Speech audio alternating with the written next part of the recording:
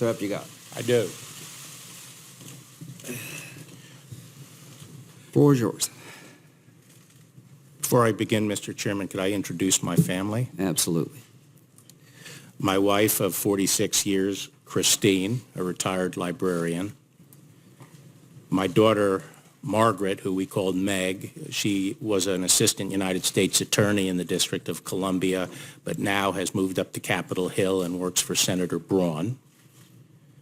My middle daughter, Patricia, who's also an attorney, and she has been counsel to the House Agriculture Committee for how long now, Patty? 11 years. And my daughter, Mary, who is a longtime federal prosecutor and is currently the coordinator for opioid enforcement in the Office of the Deputy Attorney General. Mary's husband, Mike, who is also an attorney at the Department of Justice in the National Security Division, and their son, Mary and Mike's son, Liam, who will someday be in the Department of Justice. Patricia's husband, Pelham, who is a founding partner of a consulting firm, and Meg's husband, Tyler, who is also an assistant United States attorney in the Eastern District of Virginia. Did I leave anyone out? Think about medical school, Liam. Somebody needs to make money in the family. When Meg was starting at Notre Dame, I told her I wanted a doctor in the family, and I made her take organic chem. Needless to say, she's now a lawyer. So,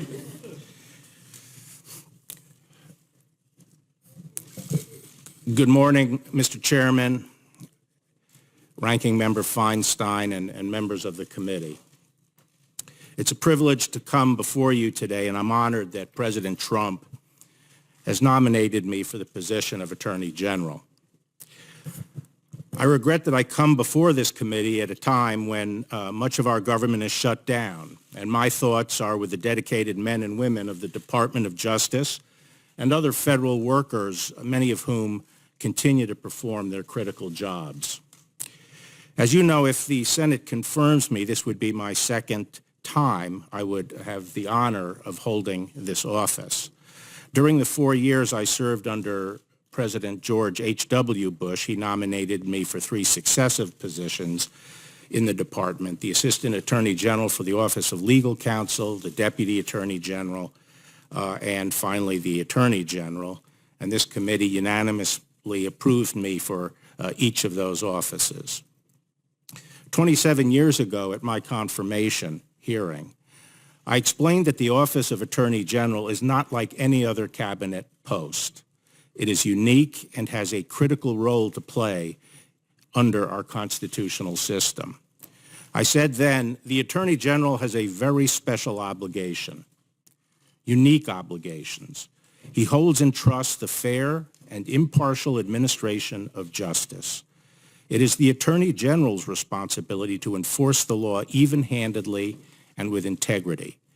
The Attorney General must ensure that the administration of justice, the enforcement of the law, is above and away from politics.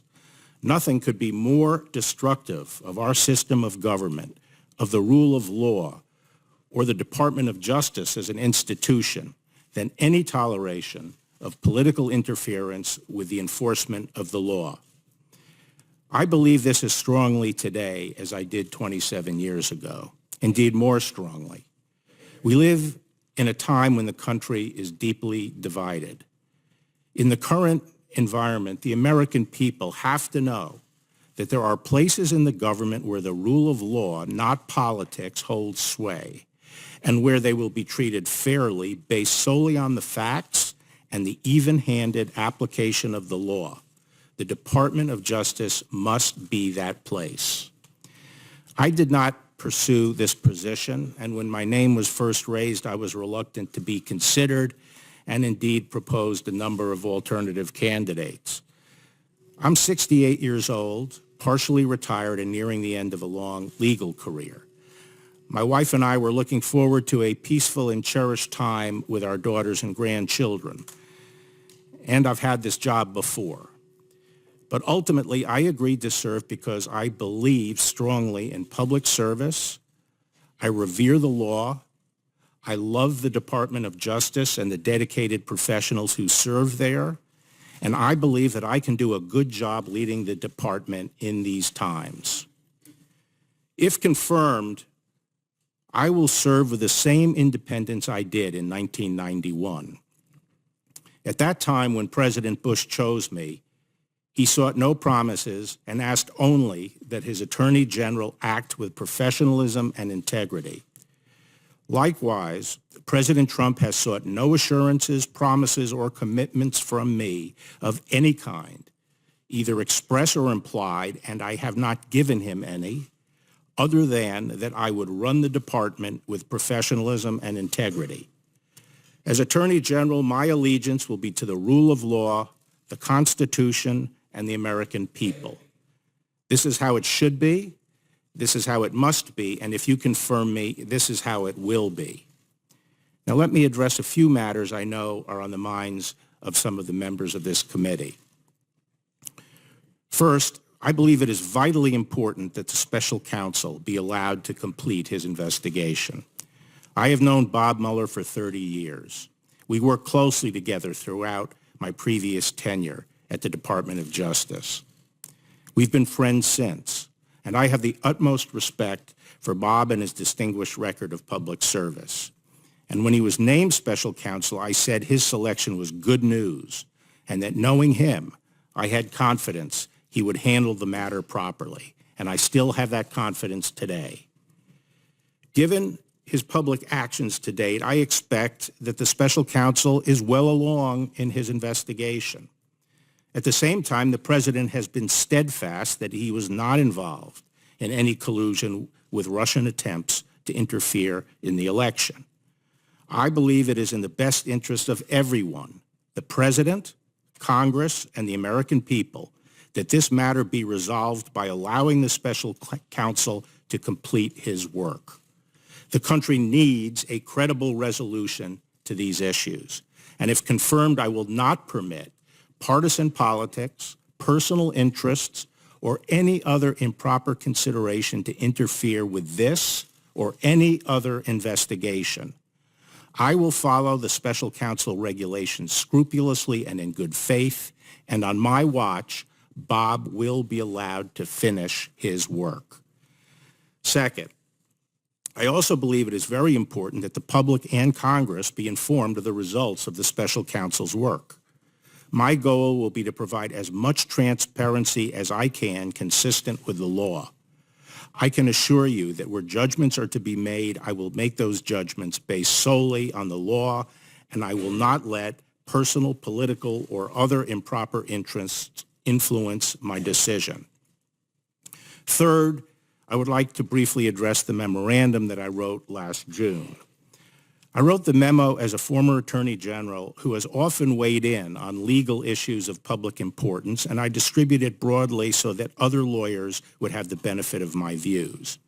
My memo was narrow, explaining my thinking on a specific obstruction of justice theory under a single statute that I thought, based on media reports, the special counsel might be considering. The memo did not address or in any other way question the special counsel's core investigation into Russian efforts to interfere in the election, nor did it address other potential obstruction of justice theories or argue that some have wrongly suggested that a president can never obstruct justice. I wrote it myself on my own initiative without any assistance and based solely on public information. I would like to comment very briefly on my priorities if confirmed as Attorney General. First, we must continue the progress we've made on violent crime, while at the same time recognizing the changes that have occurred since I last served as Attorney General. The recently passed First Step Act, which I intend to diligently implement if confirmed, recognizes the progress we have made over the past 3 decades in fighting violent crime. As Attorney General, I will ensure that we will continue our efforts to combat violent crime. In the past, I was focused on predatory violence, but today I am also concerned about another kind of violence. We can only survive and thrive as a nation if we are mutually tolerant of each other's differences, whether they be differences based on race, ethnicity, religion, sexual orientation, or political thinking. And yet we see some people violently attacking others simply because of their differences. We must have zero tolerance for such crimes, and I will make this a priority as Attorney General if confirmed. Next, the Department will continue to prioritize enforcing and improving our immigration laws.